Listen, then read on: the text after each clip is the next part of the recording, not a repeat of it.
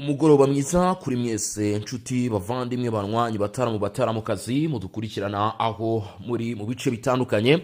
Ndabasuje mbahaye ikaze. Turi ku itariki 21 z'ukwezi kwa 11, turi kuwa gatanu, turimo turasatira iminsi ya weekend. Rero ari nayo mpamvu bifuriza kugubwa neza mu by'ukuri mwe mudukurikirana mu gihugu cy'u Burundi, Repubulika Iharanira Demokarasi ya Kongo, mu Rwanda, Uganda, abadukurikira muri Leta Zunze Ubumwe za Amerika ndetse n'ahandi mu bindi bice bigiye bitandukanye. Mwese mu by'ukuri ndabasuje kandi bikuye ku mutima. Abo nabonye ko mukomeje kugenda mutwereka ko mudukurikiranye mu by'ukuri. Ni amakuru rero tugiye kuba twagarukaho ku butaka bw'Uburasirazuba bwa Repubulika ya Demokarasi ya Kongo. Icyo maze kubona cyo nuko imirwano idasanzwe yongeye gusubukura ku rwego indege zirimo drone zahagurutse, Sukhoi zahagurutse. Ibyo byose ndaza kuba nabigarukaho, yaba muri Kivu y'Amajyepfo yaba muri Kivu y'Amajyaruguru. Ndakubwiza ukuri ko ayo makuru nza kuba nayagarukaho. Hari icyo umutwe wa 23 wongeye gutangaza ku ifungurwa ry'ikibuga cy'indege cya Goma. Ibi nabyo ndaza kuba mbigarukaho. Ni mu gihe kandi kuza ku Burusiya ndetse n'Ubufaransa bikomeje gutitiza mu bigaragara umutwe wa 23 mu bijyanye n'iri fungurwa ry'ikibuga cy'indege mpuzamahanga cya Goma. Ibi ndaza kubigarukaho ndetse ngufite n'andi makuru agiye atandukanye. Hanyuma rero wowe wamaze gukanda subscribe, salut kandi coup de chapeau. Ndabashimira cyane mwese mu by'ukuri mukomeje kugenda mutwereka urukundo, mutwereka ko mu by'ukuri mwishimira ibiganiro n'amakuru tugenda tubagezaho. Ndetse kandi ku muntu utarabikora nicyo gihe nako kanya reka tugafyonde ni kuri ako gabuto gatukura. Hanyuma muri ya gahunda ya songa mbere nyarukira muri groupe yacu ya WhatsApp, aho uza kureba mu by'ukuri byinshi tuganiraho ndetse bikoroheye. Ikindi kintu gishoboka cyane nuko mu by'ukuri ukanda like. Igitekerezo cyangwa se inyunganizi turabicisha muri comment. Bitabaye ibyo ngibyo urikomereza ushyiremo imitima cyangwa se wandike muti songa mbere. Nabonye kabisa gahunda ya songa mbere yakomeje neza cyane. Niyo mpamvu rero ngiye kwinjira mu makuru nta no gutinda nta no guca ku ruhande. Munyemerere mu by'ukuri aya makuru tube twayahera ku mirwano karundura karabutaka. Ni byiza cyane ko twahera mu bice bya Kivu y'Amajyepfo mbere yuko tugaruka no ku bindi byose tukareba iby'iyi mirwano cyangwa se iby'uru rugamba rukomeje kumvikana mu bice bigiye bitandukanye bya hariya muri Kivu y'Amajyepfo. Ko rwabaye imberenge mw'abantu mwe. Aha twerekeje ni muri teritwari ya Walungu. No kuvuga ngo hano muri Walungu amakuru ari kuvayo cyangwa se amakuru arimo kungeraho, umutwe wa 23 waragiye wubikira abo bita mu by'ukuri Abashinwa bafite ibirombe by'amabuye y'agaciro. Burya Abashinwa nabo akenshi bagiye bavugwa mu bikorwa by'ububandi cyane, ariko ibyo ngibyo intasi rwose za leta ya Kongo aba ari igihe gitoya cyane bagahita babitahura. Ni igihe gitoya cyane bagahita bagira iki babitahura. Niko n'ubundi byaje kugenda ahangaha muri Kivu y'Amajyepfo. Ngo hari iki kirombe cyari cyarafashwe cyangwa se kirimo umutwe wa 23 urimo ukoramo ibikorwa by'ubucukuzi bw'amabuye y'agaciro. Uko bimeze rero, aya makuru yose abasore ba Fardc baje kugira batya barayatahura cyangwa se mu by'ukuri baje kubimenya. Mu kubimenya rero nta kindi kintu cyagombaga gukurikiraho ni uguhagarika mu by'ukuri icyo kintu. Ntabwo byagombaga gutinda rero. Umunsi wari uyu nguyu tariki 21 z'ukwezi kwa 11 mu by'ukuri kugira ngo hashyirweho akadomo nk'uko birimo bigaragara. Rero dore uko bimeze. Amakuru avuga ko indege z'igisirikare cya leta ya Kongo Fardc izwi ku mazina Sukhoi 25 yongeye guhagurutswa ku mirongo y'imbere ku rugamba.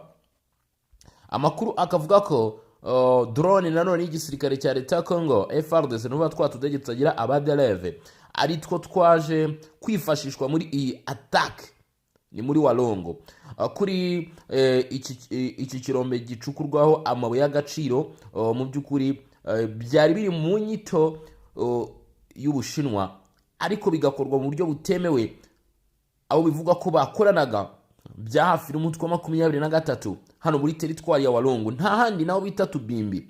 Aha ngaha ni muri Tubimbi, ni muri Kalembu cyangwa se ku gice gicukurwamo amabuye cyaho bita Kalembu.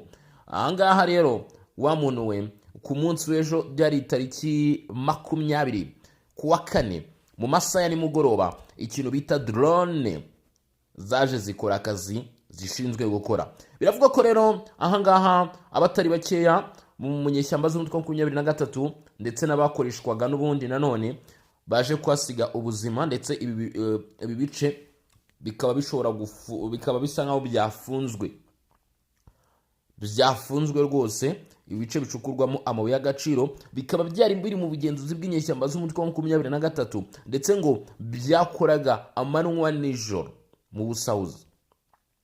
Kuri ibi bitero rero byatewe aha ngaha, bivugwa ko mu by'ukuri bamwe mu bashinwa Chinese bakoreraga muri ibi birombe by'amabuye y'agaciro bahise bahungira mu mujyi wa Bukavu, kugeza kuri saha akaba ariho baherereye, ndetse nabo bakaba barimo gukurikiranwa kugira ngo bafatwe baburanishwe, kuko urumva bakoranye n'umutwe wa 23 bakora ibikorwa binyuranyije n'amategeko.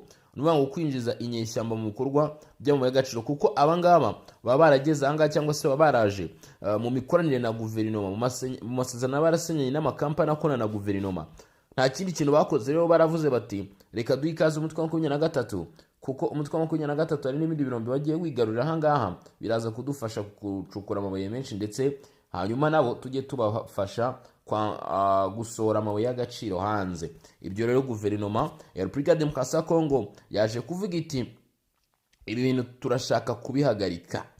Ati ibi bintu turashaka kubihagarika byanze bikunze, kandi bigomba kuba byahagarara, ndetse kandi tugomba gukubita twihanukiriye. Ngira ngo murimo murabyumva ko drone kabisa zo zaje gukora akazi hano. Ni imirwano ikaze hagati y'inyeshyamba zo mu mutwe wa 23 zibarizwa mu ruriro ry'uruzi rwa Kongo ndetse na Wazalendo, yongeye kumvikana kandi nanone mu ijoro ryo kuwa kane tariki 21 Ugushyingo. Ubwo nuvuga mu ijoro ryo kuwa kane rishyira kuri wa gatanu, kuva ku itariki 21 kugera kuri wa gatanu tariki 21 muri Walungu mu ntara ya Kivu y'Amajyepfo. Uravuga ko ku gice cy'ishuri ribanza ahazwi nka Walungu ya kabiri Epoa, ahangaha hasenwe n'amasasu yumvikanye, aho mu by'ukuri ari muri kilometero 2 zonyine gusa uvuye mu mujyi wa Walungu. Hari hibasiriwe n'imirwano ikomeye cyane, inzugi z'amashuri ndetse n'ibindi bikoresho by'amashuri bikaba byangijwe n'amasasu y'imbunda ziremereye ndetse n'izoroheje zakoreshwaga nga muri ibi bice. Amakuru aturuka muri ako gace akavuga ko imirwano yaranzwe n'amasasu menshi cyane yatangiye mu gicuku cyishyira kuri wa gatanu ku itariki 21. Abaturage bakaba bagize ubwoba bukomeye cyane, bamwe bisha mu ngo zabo, abandi bajya mu bihuru, abandi baramira amagara yabo batangira kwirukanka. Kugeza kuri ubu ngubu biravuga ko bitaramenyekana neza nyirizina waba watangije iyi mirwano muri iki gice cya Walungu ya kabiri, ndetse bikaza no kugira ingaruka kuri aya mashuri abanza. Ni imirwano rero yaje kumvikana, ni imirwano myinshi ikomeje kugenda yumvikana no mu bice bya Kivu y'Amajyepfo. Umutwe wa 23 ariko wagiye ushinjwa kenshi ko ari wo utegura ibitero. Imirwano ije ikurikira amakuru aturuka muri Walungu avuga ko imirwano ikomeje kumvikana mu bice birimo Mugogo, Bideka, Walungu Centre ndetse Kanyura n'ahandi hagiye hatandukanye. Bivuga ko abaturage batatu b'abasivili bamaze kuba byatangazwa ko bamaze kuba bagwa muri imirwano. Ariko ku ruhande rw'inyeshyamba ndetse no ku ruhande rw'ingabo za guverinoma biragoye ko watangaza ukavuga uti mu by'ukuri runaka na runaka nibo bagwe muri bitero, dore ko hari amazina amwe akomakomeye akomeje kugenda kwikwiswa ko yaba mu by'ukuri yabo ubuzima muri ibi bitero mu mutwe wa 23, ariko mu by'ukuri ntabwo ibyo birashyirwaho akadomo. Ariko kandi amakuru aravuga ko hari aho bita Kalembu ahanga muri Walungu za Mwenga za Shabunda nanone ahantu ngo harimo kubera ama operation ya Fardc. Mai mingi ya mbere, mai mingi ya kabiri, utu duce Fardc irimo irakora ibishoboka byose, barimo gukoresha imbaraga. Utu duce munabizi ko no duce duherutse kugeramo abarwanyi mu mutwe wa 23. Utu duce twa mai mingi ya mbere, mai mingi ya kabiri, biranavugwa ko indege zahagurutse bwa mbere Sukoyi ariho zabanje kugira iki, ariho zabanje kurasa. Aya ni amakuru ndimo ndakubwira y'ukuri kandi. Sasa mu bice byo muri ahangaha muri Fizi ndagira ngo nkubwire ko naho urugamba rukomeye cyane mu misozi ya Fizi. Turebe naho uko byifashe. Ndavuga ko imirwano yaje kumvikana kuri wa gatanu agira tariki 21 Ugushyingo no 25. Imirwano ikaze ikaba yumvikanye hafi na Minembwe muri Fizi aha mu ntara Kivu y'Amajyepfo. Iyi mirwano ikaba mu by'ukuri yahuje abo mu mutwe twirwaneho bafatanyije na 23 abo bari bahanganye na Wazalendo ndetse ifatanyije n'igisirikare cya leta Kongo Fardc. Murabizi muvugizi wa Wazalendo yagize ati mu gitondo cyo kuri uyu wa gatanu 23 natwirwaneho mu buryo bunyanyije n'amasezerano ya Doha bagabye ibitero aho bita Kinyokwe, Timbya Ngoma ndetse n'aho bita kwa Sabuni mu misozi miremire mu majyepfo ya Minembwe. Iki akaba ari igitero cyumvikanye cyangwa se kibaye mu masaha mu gitondo kuri uyu wa gatanu. Ku rundi ruhande ingabo za Wazalendo Biloze Bishambuke ya Generali Defile Kalembe Ngoma Nzito baravuga ko bakomeje kurengera ibiturage byabo ndetse n'abasivile. Atari ko ibintu bikomeje kuba bibi kubera ibitero birimo bigabwa aho hari kumvikanamo amasasu menshi cyane. Ati zinyashyamba zitwaje intwaro ziremereye kandi nizoroheje. Atari ko uwo ni General Delfe Kalembe Ngoma Nzito wa Wazalendo Biloze Bishambuke. Ati turakora ibishoboka byose kugira ngo turusheho gutabara aba baturage. Iyi mirwano ije nyuma yo guhangana mu bice bya Kaniola muri Walungu nk'uko nibwo mbikubwira, nubwo imirwano igikomeje hagati y'impande zombi nk'uko bivugwa aho bita Katoyi naho hakaba hari imirwano. Ubwo ndimo ndagenda nkubwira ko turimo tusatira kwerekeza mu bice by'intara Kivu y'Amajyaruguru. Ubwo nangiye kwivugisha tuduce ngira ngo murimo murabyumva kuko naho ikintu bita za Nyamugigima, imiripuko ndetse n'imigundano wa muntu we ntago byoroshye habe na gato, ntago byoroshye habe na gato. Timbya Ngoma kwa Sabuni Kinyankwe n'uduce ni localite zo muri mu by'ukuri muri Fizi zumvikanye imirwano. Biravuga ko iyi redi tabana ni 23 ndetse na twirwaneho ngo bakoranye ndetse ngo niwo bita FNL yanzabamema ngo bakoranye mu kugaba ibitero kuri Wazalendo ndetse na FDNB yewe na Fardc. Ubwo ngira ngo murimo mubyumva cyane. Ubu se sitwakwerekeza muri Kivu y'Amajyaruguru tukaza no kugaruka ku byavuzwe n'umutwe wa 23 bagaruka ku ifungurwa ry'ikibuga cy'indege cya Goma dereko baje gukora press conference cyangwa se ikiganiro n'itangazamakuru. Abantu benshi bavuze bati umutwe wa 23 ufite ubwoba mu bigaragara, ufite ubwoba bukomeye cyane. Nibyo koko, reka twerekeze aha muri zone zo muri Kivu y'Amajyaruguru turebe naho uko byifashe. Imirwano hagati ya 23 ndetse n'ihuriro ry'uruzi rwa Kongo yaje gukomeza mu duce tumwe na tumwe. Imirwano ikaze kuva mu gitondo mu by'ukuri ndetse no guhera mu masaha y'ejo hashize nimugoroba yarimo yumvikana Wazalendo ndetse na 23 bita Mahanga muri Osobanyungu muri teritwari ya Masisi. Bivuga ko kuri ubu ngubu aka gace ka Mahanga ariko kaje kubamo imirwano mu by'ukuri tumwe mu bite bimwe mu bite bya 23 ku bintu bya Wazalendo muri bice. Amajwi y'intwaro ziremereye ndetse n'izoroheje yakomeje kumvikana. Amakuru tugeraho yerekana ko hashize iminsi inyeshyamba mu by'ukuri zikomeje kuzana intwaro ahanga muri bice. Iyi mirwano irakomeje nubwo ibiganiro byaduha biriho, ariko imirwano irakomeje.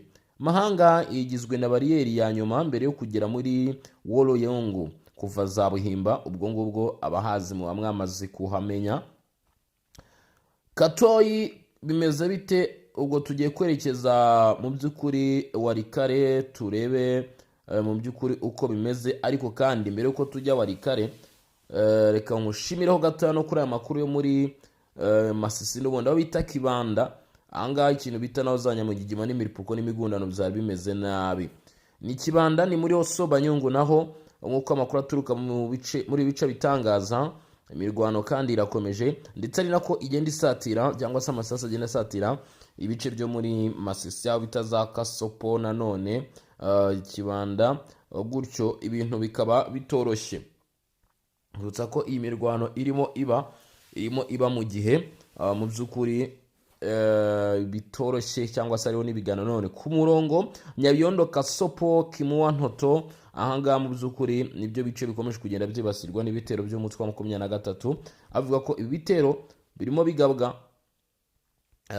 bigabwa rero ku birindiro bya Wazalendo mu kwigarurira ibice bigiye bitandukanye. Kuri ubu biravuga ko mu by'ukuri inyeshyamba z'umutwe wa 23 zongeye kugaba ibitero muri Warikare. Uko amakuru aturuka muri bice abitangaza, biravuga ko inyeshyamba za Wazalendo Ikatoyi zaje gukomeza imirwano, ndetse amakuru akaba avuga ko 23 nyuma yo gusa naho itsindwa irimo yerekeza bita Walungu muri Warikare, hamwe n'ifatwa rya Katoyi. Walungu ndetse na Walungu ni ibice bihana imbibi na Katoyi, bigaragara ko ngo biri kwibasirwa n'inyeshyamba ziri gusorwa muri Katoyi. Umuyobozi w'itsina rya Walungu arasaba ko hashyirwaho ingamba z'umutekano byihutirwa mu rwego rwo gukumira ko izi nyeshyamba z'umutwe wa 23 zagera muri ibi bice. N'imirwano rero ikomeje gutuma ingo nyinshi cyane zihunga, ndetse bamwe barerekeza Walungu, abandi bakerekeza mu duce turimo Walungu. Ariko kandi bikaba bivuga ko muri aya matsinda bamwe mu baturage batangira none gusubira nyuma yo kwabura na umutwe wa 23, ndetse bakabona ko nanone ibyo bice biza gukomeza kumvikanamo amasasu n'imirwano. Aho ngaho ni kuri za Nyamugigima, ni ku Miripuko, ni ku Mugundano. Ariko kandi reka tunyarukire no kuri aya makuru y'umutwe wa 23. Nuvuga ngo M23 yaje gukora icyo bita press conference. Muri press conference kimwe mu bintu bongeye kuvuga, nago ndi bubivuga ibintu byinshi cyane, ariko tugomba kuba twabivugaho nabyo cyangwa se twabigaruka ko bihagaze. Ni mu kiganiro n'abanyamakuru cyabereye mu mujyi wa Goma. Murabiswa ari mu 23 barizwa kugeza uyu munsi yashize ubuyobozi bwayo, batangaje bati Wazalendo ndetse ngo n'imitwe yose yitwaje intwaro y'amahanga, ngo harimo na Wazalendo, ngo ingomba kuvanwa muri Brigade Mukasa Congo, ngo kandi bigakorwa hakurikijwe amasezerano ya Doha. Ibi byantunguye cyane, ndibaza se 23 uyu mutwe waje kwigira ibiki, ko tuzi ko ariyo ahubwo Wazalendo n'abaturage. Ibi ni ibintu bizwi n'abantu bose. 23 izi nyeshyamba zirashaka kwirukana Wazalendo mu gihugu, ngo bigende bite? Aka ni kamwe mu tuntu twanunguye cyane muri iyi press conference ya 23. Naje kuva ndaza kukagarukaho kugira ngo muze kudaho bitekerezo cyangwa se inyunganizi. Umutwe wa 23 ariko nanone wongeye kwigiza nkana ku ifungurwa ry'ikibuga cy'indege cya Goma. Bavuga ko ngo imiryango itabara irimo iravugwa ko ikeneye kunyuza ubufasha ndetse n'ubutabazi kuri iki kibuga, ngo yaba yarishyuwe n'Ubufaransa kugira ngo bafungure ikibuga cy'indege cya Goma. Mu by'ukuri nk'amayeri yo kugaragaza ko ngo badashobora gufungura iki kibuga cy'indege cya Goma. Nyeshyamba z'umutwe wa 23 ngo zaba zikomeje kwamagana icyifuzo icyo ari cyo cyose cyo gufungura ikibuga cy'indege mpuzamahanga cya Goma mu ntara y'Kivu y'Amajyaruguru, nk'uko byasabwe mu nama iherutse gutegurwa n'Ubufaransa ndetse no mu kiganiro n'abanyamakuru nyuma yo gushyira umukono ku masezerano y'ibikorwa n'ubutegetsi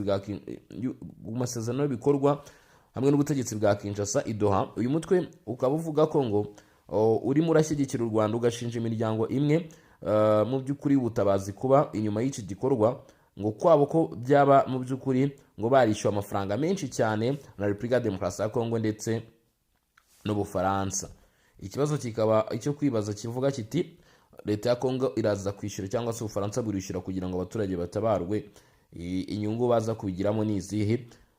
Dore ko ibi byagaragaye ko birimo gukorwa mu rwego rwo gukorwa nk'inshingano. Ko rero nuko 23 yavuze ku ifungurwa, yongeye gutangaza ku ifungurwa ry'ikibuga cy'indege cya Goma, ngira ngo nabyo murabyumviye mw'abantu mwe. Hanyuma rero reka mbashimire, mbabwire ni mwakoze cyane kudukurikirana. Tuza dusubira amasaha imbere tureba n'ibindi babigezweho. Nge nari boss ku mutaramu cyane. Iyi ni Region Info. Mu by'ukuri nshimira mwese mwamaze gukanda subscribe. Turaza gusura mu masaha ari imbere aho turaba tureba n'ibindi babigezweho uko biraba byifashe, amakuru aho arabageze. Hanyuma rero mwakoze cyane, Imana y'imigisha bikomeze kugenda byibanira namwe. Ciao ciao, hasta la vista.